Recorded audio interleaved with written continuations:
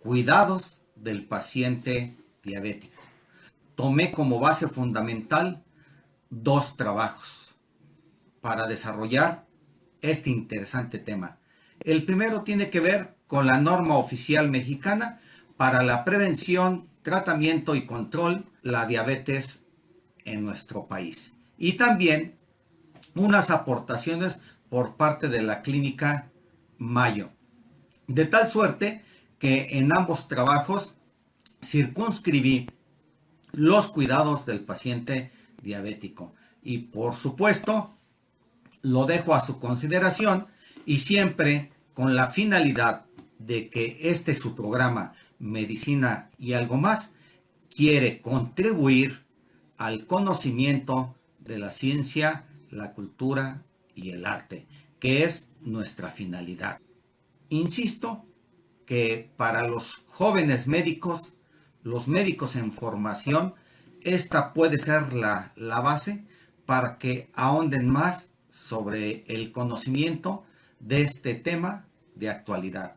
Y por lo tanto, a los médicos ya formados, si tienen de alguna manera alguna duda o abre una duda, puedan ir en la búsqueda también del conocimiento. Debemos de partir de una serie de definiciones y que, insisto, fueron tomados de la norma oficial mexicana de prevención, diagnóstico y tratamiento de la diabetes.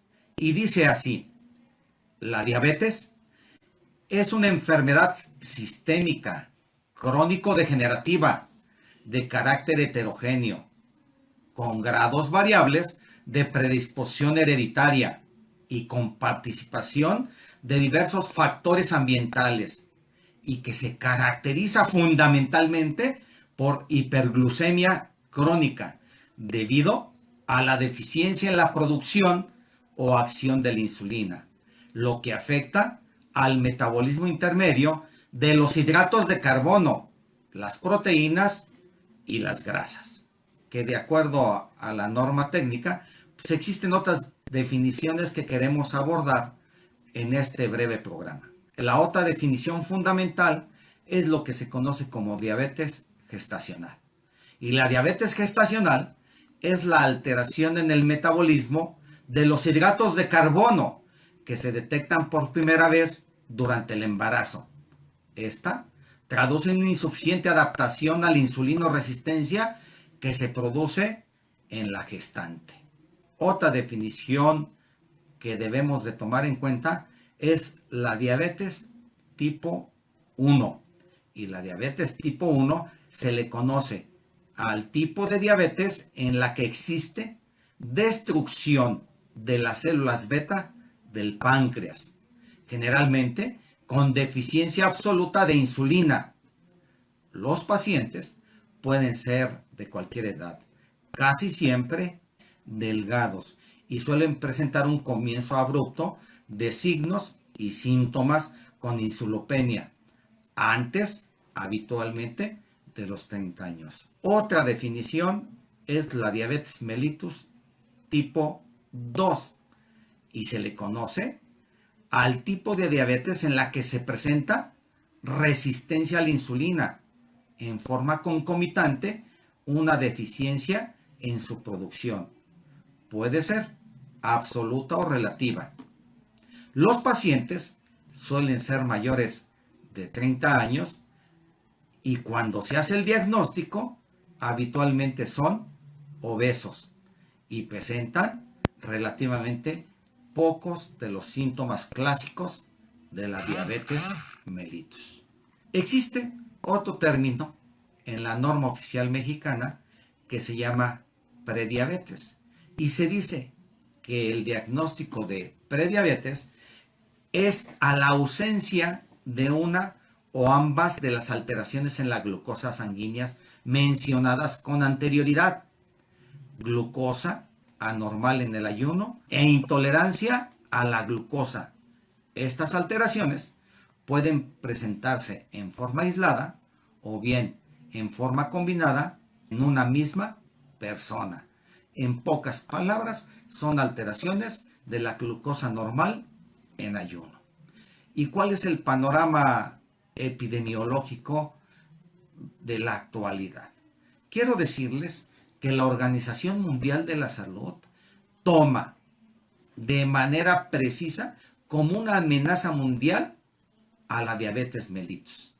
De tal suerte que es una enfermedad que sin lugar a dudas ocupa los primeros lugares de mortalidad en el mundo y en nuestro país. De ahí, la Organización Mundial a la Salud lo toma como una amenaza mundial. Y se dice muy sencillito que para el 2030 se espera un promedio de 360 millones de personas con diabetes. Y por supuesto, es una cifra estimada elevadísima, de tal suerte que vivimos ya en la actualidad con diabetes y que vamos a continuar con ella, de tal suerte que se deben de realizar esfuerzos por demás muy importantes para poder acabar con los factores de riesgo o limitar los factores de riesgo de esta terrible amenaza mundial. Existen múltiples factores de riesgo y dentro de ellos no hay la menor duda que es fundamental el sobrepeso y la obesidad. En nuestro país somos en estos momentos la primera nación que tiene elevada prevalencia de sobrepeso y obesidad en la edad escolar. Y esto, por supuesto, es fundamental como un factor de riesgo para el desarrollo de la diabetes mellitus en la adultez.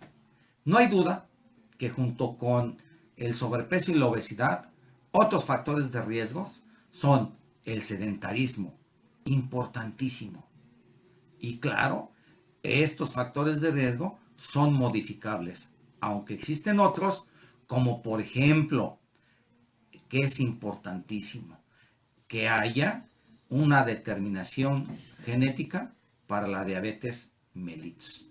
Se ha identificado como factor de riesgo también, pues como decíamos, las mujeres con antecedentes de productos macrosómicos, obstétricos de diabetes gestacional o incluso con antecedentes de ovarios poliquísticos.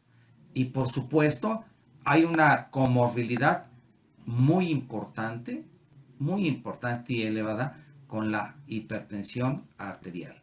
Y que quiero decirlo que es una diada impresionante que en el futuro y ya en estos momentos son una amenaza mundial como diada. También quiero comentarles que factores de riesgo como el colesterol elevado, los triglicéridos, en pocas palabras las dislipidemias, son también problemas muy importantes. De tal suerte que estos factores de riesgo están perfectamente bien delimitados para que la diabetes mellitus siga en franco aumento. Quiero decirles que la cantidad de mortalidad o la mortalidad es muy elevada. Es muy elevada en los países en vías de desarrollo y en los países desarrollados. De tal suerte que en la actualidad se dice que cuando menos mueren 3 personas cada hora en el mundo a consecuencia de la diabetes mellitus. De tal suerte que esta amenaza es real. Y por supuesto, eso implica que la prevalencia tanto de diabetes mellitus en varones como en mujeres es elevada. Y por supuesto, hay un pequeño problema, que en muchas de las ocasiones el diagnóstico médico de diabetes mellitus no está en estos momentos en una gran cantidad de personas que ya prácticamente tienen trastornos en su glucosa, de tal suerte que es un enemigo silencioso, pero es un enemigo que está causando un daño muy importante de manera sistémica en los seres humanos. De tal suerte que, insisto, la prevalencia es muy elevada y sin lugar a dudas por millones de personas, como menciono, en todo el orbe. Y no hay la menor duda que nuestro país, como un país en vías de desarrollo, ocupa la diabetes mellitus uno de los primeros lugares. El primer lugar en relación a las defunciones, tanto en hombres como en mujeres, con altas tasas de mortalidad, con una ascendencia absoluta. La Dirección General de Epidemiología hace estos reportes y se identifican casos nuevos por año que pasan de los 40,000. De tal suerte que es un problema real de nuestro país y además que debemos de considerar que acciones preventivas de detección, de diagnóstico y tratamiento de la diabetes mellitus hacen falta en nuestro país, en todos nuestros servicios de salud. Por supuesto, la diabetes mellitus, como mencionamos hasta este momento, es un padecimiento sumamente complejo que lleva implícito una serie de situaciones que comprometen el control de los pacientes. Y por supuesto, esto favorece el desarrollo de las complicaciones, con los consecuentes trastornos en la calidad de vida. Y por supuesto es causa de muertes prematuras e incremento en los costos de la atención y las tasas de hospitalización. No hay la menor duda que la ceguera por retinopatía diabética está cobrando costos elevadísimos. Y sin lugar a dudas, la nefropatía diabética, como consecuencia de una insuficiencia renal crónica y las necesidades para poderla controlar, son de muchísimo alto costo y que carcome todo presupuesto en las unidades de salud. De tal suerte que nuestro país, México, enfrenta problemas muy fuertes que limitan la eficacia de los programas institucionales para la contención de esta terrible enfermedad. Y por supuesto, más cuando se encuentra involucrada también la hipertensión arterial. Quiero decir que también destacan por su importancia problemas que están relacionados con este problema de salud pública. El insuficiente abasto de medicamentos. Ya no se diga el equipo inadecuado y obsoleto de nuestras unidades de salud, o la inaccesibilidad a exámenes de laboratorio y gabinete que se requieren. Y ya no se diga deficiencias en el sistema de referencia y contrarreferencia de nuestros pacientes entre un primer nivel de atención, segundo y tercer nivel de atención. Y eso limita todos los servicios de plan y manejo de nuestros pacientes diabéticos, como el apoyo psicológico, el apoyo nutricional, y ya no se diga la escasa promoción de la actividad física, y ya no se diga el convencimiento y el monitoreo que se debe hacer a la adherencia de la terapéutica del paciente diabético, que muchas veces tenemos ahí muchas limitaciones. Y por supuesto, esto lleva a un descontrol metabólico y a las consecuentes complicaciones que agravan, por supuesto, la eficiente atención de los servicios de salud. Por lo tanto, nosotros necesitamos que en nuestro país como en el mundo, se haga un diagnóstico oportuno de esta enfermedad para incorporar a los pacientes detectados a un tratamiento multidisciplinario que les asegure en el futuro una calidad de vida por demás adecuada.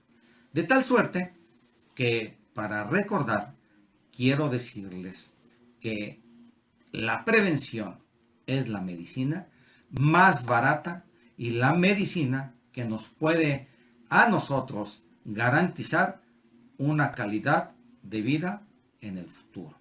Y quiero decirles que tanto para la prevención en la diabetes mellitus como en cualquier otra enfermedad, nosotros contamos en nuestro país con 3 niveles de atención: la atención primaria a la salud, la atención secundaria y la atención terciaria.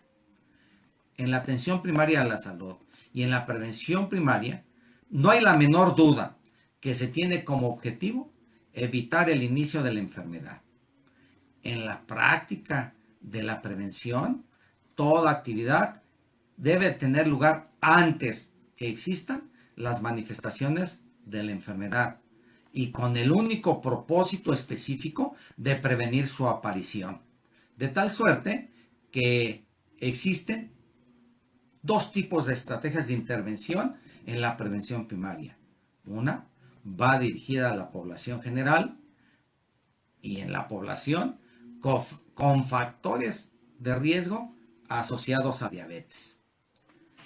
En la población general, la prevención primaria está dirigida a medidas destinadas a modificar el estilo de vida y las características socioambientales conforme a los factores de riesgo, que por supuesto, unidas a los factores de predisposición genéticos, constituyen causas desencadenantes de la diabetes mellitus. Puesto que la probabilidad de beneficio individual a corto plazo es limitada, es necesaria que las medidas poblacionales de prevención se mantengan de una manera permanente para que sean efectivas a largo plazo en la población general y en la población con factores de riesgo. Las acciones de prevención primaria deben de ejecutarse no solo a través de actividades médicas, sino también con la participación y compromiso de la comunidad, también con la participación de las autoridades sanitarias, utilizando todos los medios de comunicación masivas a nuestro alcance, de acuerdo a cada región, como la radio, la prensa, la televisión, entre muchos otros. Y por supuesto, nosotros, sin lugar a dudas, debemos de manejar los factores protectores para la prevención y control de esta enfermedad, que consiste, vuelvo a insistir, en modificar los cambios en el estilo de vida, que abarca de manera fundamental una reducción de peso, el cual garantiza de manera inmediata en un control y reducción del peso, en poder tener un control de la diabetes mellitus. Y sin lugar a dudas, otra acción de la prevención primaria es el de promover una adecuada nutrición. Y por supuesto, junto con ello, la realización de ejercicio físico, en donde cuando menos deben de caminar 30 minutos, 5 de los 7 días, con ropa cómoda y calzado cómodo, para poder nosotros disminuir los factores de riesgo para la diabetes mellitus y las complicaciones de riesgo cardiovascular. La prevención primaria es importantísima para el control de esta enfermedad. Nuestro país en estos momentos tiene un verdadero problema con la diabetes mellitus. No hay duda que el siguiente nivel es la prevención secundaria y está encaminada a pacientes a los cuales ya se les hizo el diagnóstico de diabetes mellitus. Y por supuesto, el objetivo fundamental en la prevención secundaria es tener el control de esta enfermedad en los pacientes ya confirmados con diabetes mellitus. Y sin lugar a dudas, evitar la aparición de complicaciones agudas que son comunes. Y sin lugar a dudas, el siguiente objetivo es evitar o retrasar las complicaciones crónicas. No hay la menor duda que la prevención secundaria es importantísima una vez que se hace el diagnóstico y se tiene al paciente ya identificado.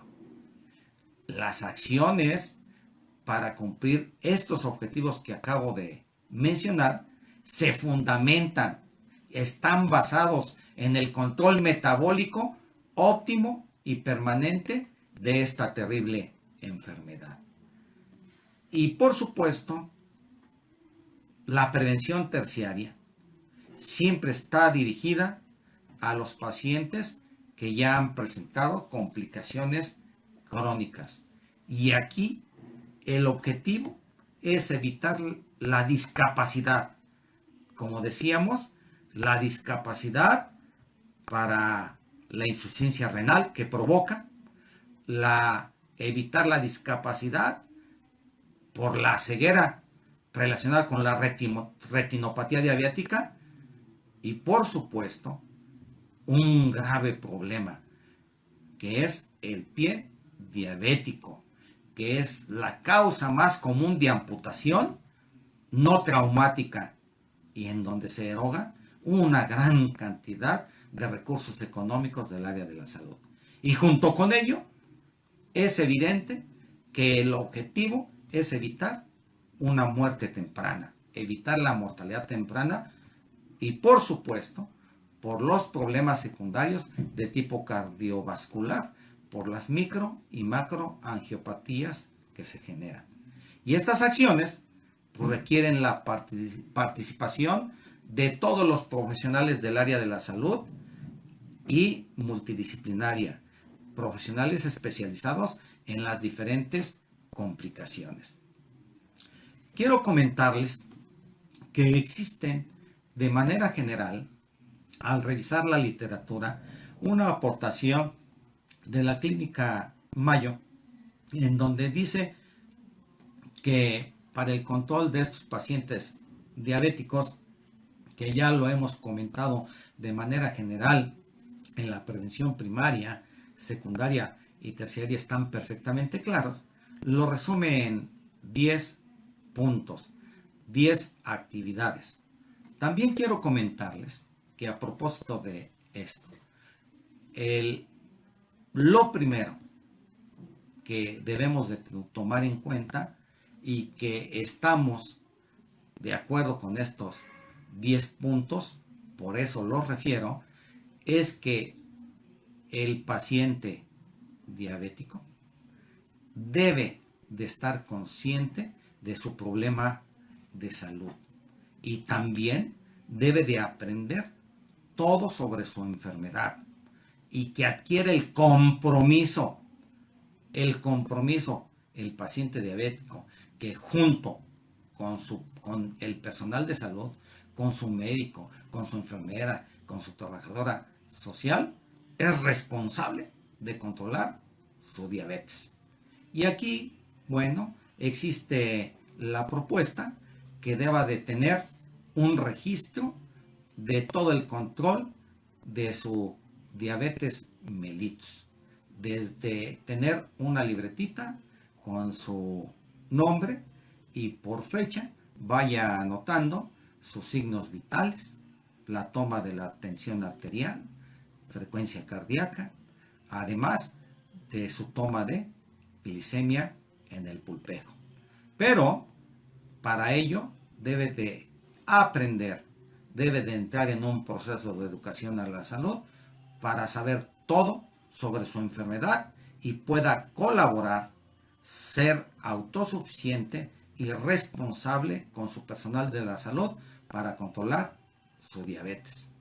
Y de ahí, obvio, en ese compromiso, debe asumir una alimentación saludable, una actividad física y que sea parte de su rutina diaria, manteniendo un peso saludable y sin lugar a dudas con un control de su glicemia en sangre y siempre siguiendo las instrucciones del personal de salud para su control. Evidentemente, asumiendo también la medicación que tiene indicada.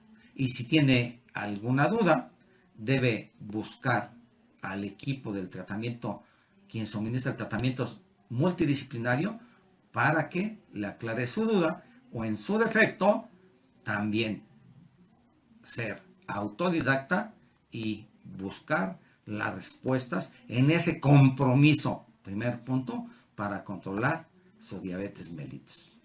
Un paciente informado es un paciente que va a colaborar con su personal o con el personal de salud que está a cargo para controlar su diabetes. Es muy importante. Y otra cosa que se marca es quitar hábitos y costumbres inadecuadas que puedan aumentar el riesgo de las complicaciones de la diabetes mellitus. Y se recomienda no fumar. Y no debe de fumar porque aumenta el riesgo de padecer las complicaciones, de sufrir las complicaciones de la diabetes mellitus y que tienen relación por lo siguiente.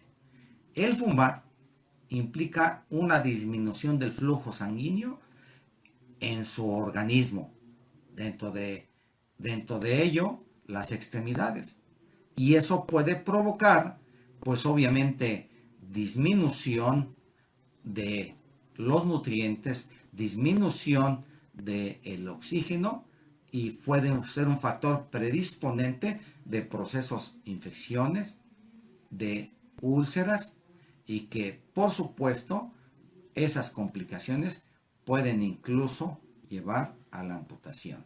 El fumar predispone a enfermedades cardíacas, las cardiopatías isquémicas. El fumar también conlleva y aumenta la posibilidad de accidente vascular cerebral. Ya lo hemos comentado también. Si fumas, puede haber, por supuesto, enfermedades de tipo ocular que pueden llevar o predisponer a la aceleración de la ceguera por la retinopatía diabética. No hay duda que el fumar también implica un daño renal, muerte prematura, con múltiples lesiones a todo el organismo. Luego entonces un paciente diabético debe de evitar el fumar.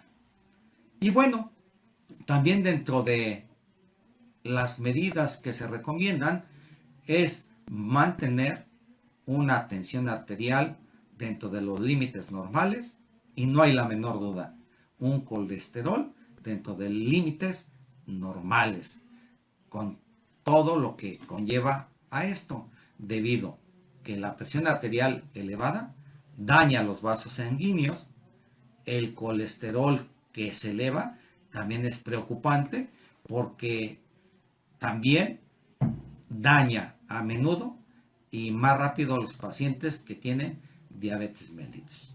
Y cuando la tensión arterial y el colesterol salen de un control, sumados pueden provocar cardiopatías isquémicas, pueden llevar al infarto agudo al miocardio, insisto, al accidente cerebrovascular o incluso a múltiples enfermedades que ponen en riesgo la vida.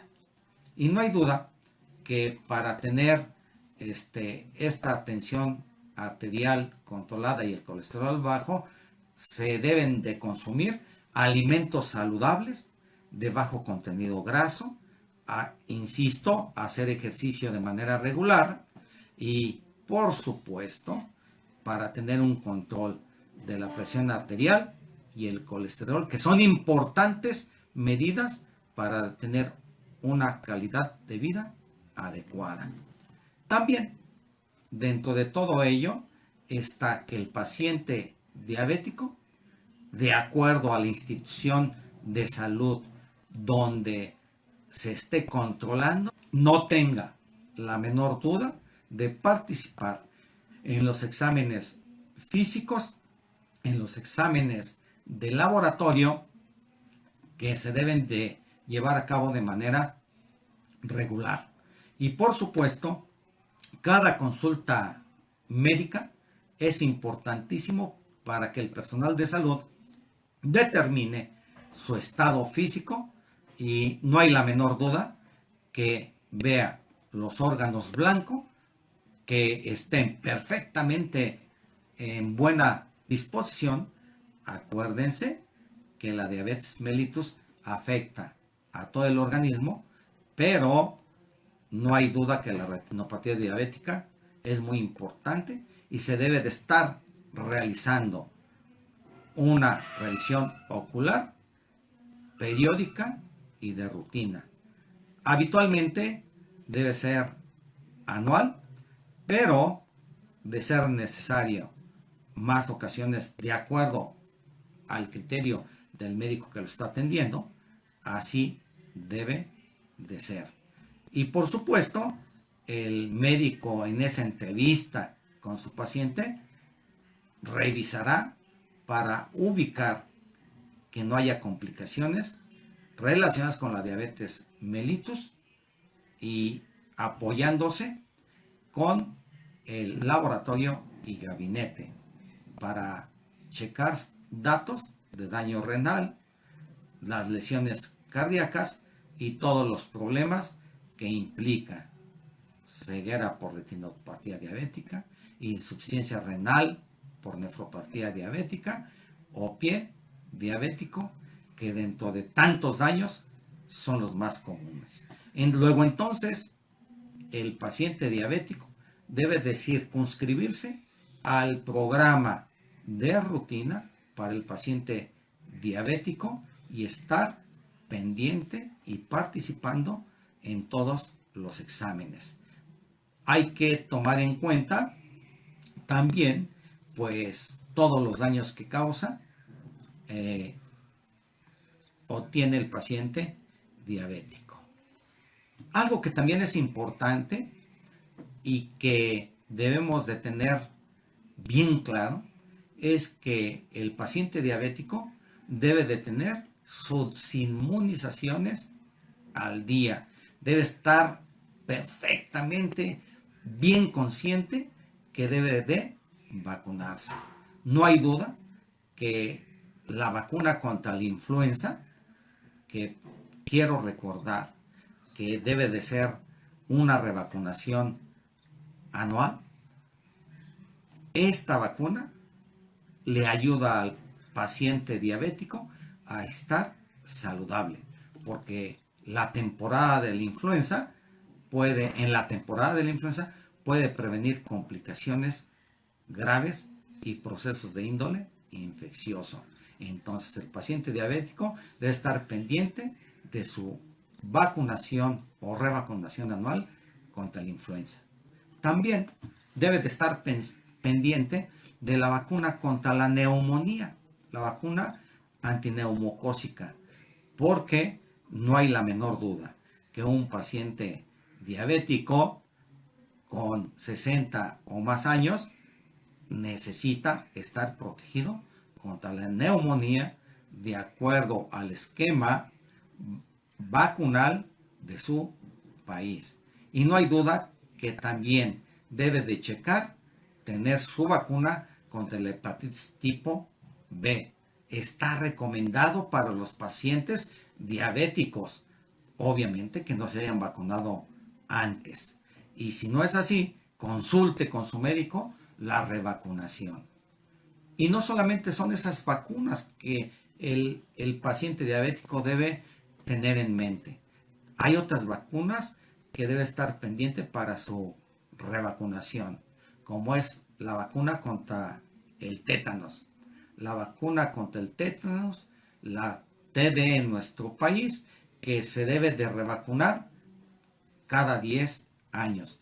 Y el médico y el paciente diabético deben de estar atentos, porque si está con sus vacunas vigentes y al día, evitará complicaciones para su salud. Otro de los problemas fundamentales o cuidados que debe tener el paciente diabético es el cuidado de su dentadura. El diabético aumenta sus posibilidades de contraer infecciones en sus encías. Debe de cepillarse sus dientes después de cada alimento. Y también capacitarse para utilizar el hilo dental. Y debe de tener cuando menos 2 exámenes dentales por su odontólogo. Y si llega a tener sangrado, enrojecimiento, edema o hinchazón de las encías, debe de visitar a su médico lo antes posible o a su odontólogo. También, importantísimo, debe cuidar sus pies. Debe de prevenir los problemas de sus pies haciendo lo siguiente: baño diario con lavado de pies con agua tibia, nunca caliente, y por favor secarse los pies con suavidad y especialmente entre los dedos. En estos días ya existen múltiples cremas para el paciente diabético, y de no hacerlo así con vaselina, puede colocarlo en sus extremidades e insisto, entre los dedos. Pero también debe tener mucho cuidado de que entre los dedos debe quedar perfectamente seco. No debe de haber nada que pueda provocar humedad. Y esto debe de ser a través de la aplicación de vaselina o cremas, insisto, especiales para los pies. Hay que revisarse, el paciente diabético se debe revisar diariamente sus pies, que no tengan ninguna anormalidad, callosidades, ampollas, llagas, enrojecimiento o hinchazón. Y de ser así, acudir inmediatamente con su médico. Es, por supuesto, también hay que tener bien claro, el paciente diabético nunca, de los nunca, deben de andar caminando descalzo, ni dentro de su casa, dentro de su habitación o fuera. Hay que recordar que uno de los daños está en función de la pérdida de la sensibilidad de las extremidades inferiores, y eso puede llevar a tener complicaciones. De acuerdo también a su médico, se debe de utilizar aspirina a dosis muy bajas.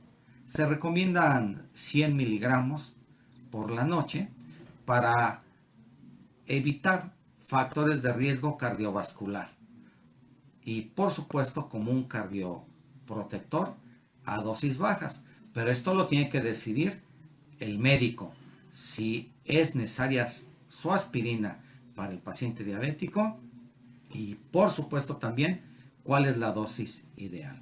Aquí recomendamos 100 miligramos por la noche, y es como cardioprotector para evitar factores de riesgo de un infarto agudo al miocardio, una cardiopatía isquémica, el uso de la aspirina, pero su médico es el que debe de decidir. Y no hay la menor duda. Otro de los graves problemas para el paciente diabético es el alcohol. No debe de beber alcohol, porque el alcohol sí lleva a cabo a provocar, sin lugar a dudas, múltiples complicaciones. No debe de beber alcohol. Y si llega a beberlo, debe de hacerlo con sumo cuidado, porque es obvio que el alcohol es lesivo para todo el organismo y para todas las edades, y muy especialmente para el paciente diabético. No beber alcohol. Y hay otra cosa muy importante, que es que debe de controlar el paciente diabético el estrés. Si el paciente diabético está estresado, pues es probable que descuide las rutinas y los cuidados habituales para el paciente diabético. Entonces, debe de establecer límites para controlar su estrés, sus preocupaciones. Debe de priorizar sus tareas y, de ser necesario, debe de aprender técnicas de relajación. Yo les digo a mis pacientes, a todos, pero en especial a los diabéticos, tómese una pastillita de no me importa mucho o una cucharadita que la vida siga para tratar de controlar su estrés. No hay duda que también se debe dormir lo suficiente. Lo suficiente, sus 8 horas, para mantener una actitud positiva y tener controlada su diabetes mellitus, y que debe de llevarlo a tener una vida saludable, una vida activa, una vida que que valga la pena vivir.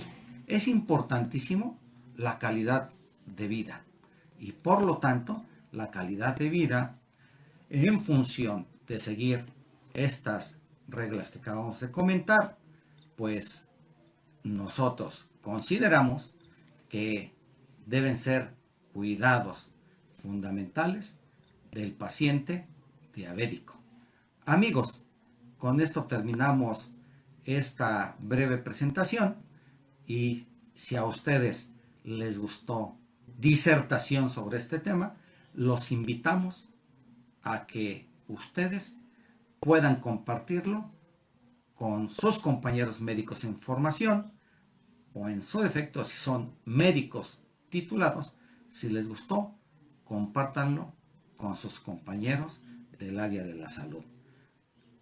En estos momentos damos por terminada esta charla y esperamos haber cumplido nuestro objetivo de incentivar el conocimiento, de poder con nuestra actividad fomentar la investigación sobre este grave problema.